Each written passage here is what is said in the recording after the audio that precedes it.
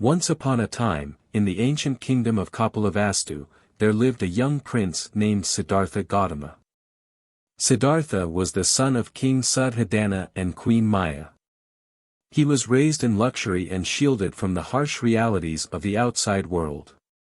As Siddhartha grew older, he became curious about the world beyond the palace walls.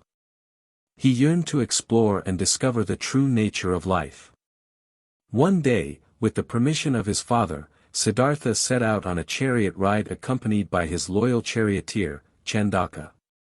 As they rode through the bustling streets of the city, Siddhartha noticed an old man with a bent back, wrinkled skin, and feeble steps. He had never seen someone so aged before. Confused, Siddhartha turned to Chandaka and asked, "Chandaka, what has happened to this man? Why does he appear so weak and fragile?" Chandaka replied, "My prince, that is an old man. As people age, their bodies become frail, and their strength diminishes. It is a natural part of life." Siddhartha was struck by the impermanence of youth and the inevitability of old age. The sight of the old man left a deep impression on his mind, prompting him to ponder the fleeting nature of life. Continuing their journey, Siddhartha and Chandaka came across a sick man lying on a cot, writhing in pain. Siddhartha had never witnessed such suffering before.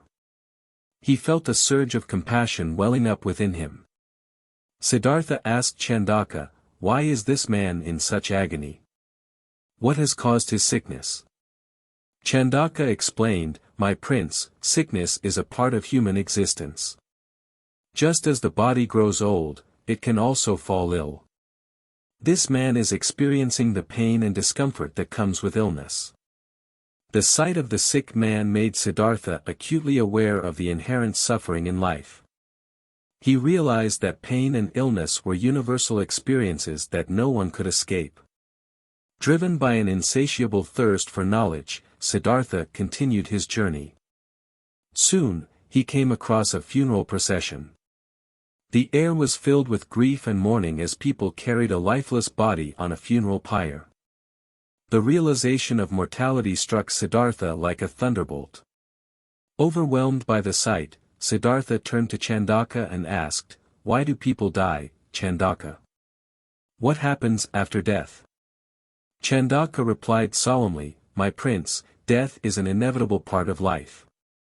All beings must face this ultimate reality.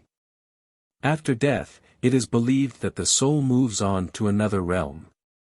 Siddhartha was shaken to the core. He realized that death could come at any moment, leaving everything behind. The brevity of life and the uncertainty of what lies beyond death filled him with a sense of urgency. Determined to seek answers, Siddhartha continued his exploration. Finally, he encountered a peaceful and serene monk, adorned in simple robes, meditating under the shade of a Bodhi tree. The aura of tranquility surrounding the monk captivated Siddhartha's attention. Approaching the monk with reverence, Siddhartha asked, "Sir, how have you attained such peace and tranquility? What path have you followed?" The monk smiled and replied, "I have renounced worldly desires and attachments, seeking enlightenment and freedom from suffering. Through meditation and self-discipline, I have found inner peace." The encounter with the monk ignited a spark within Siddhartha's heart. He realized that true happiness could not be found in the material world but rather through a spiritual journey. The four sights, the old man, the sick man, the dead man, and the monk, had revealed the impermanence and suffering inherent in life, and they had set Siddhartha on a path of seeking enlightenment.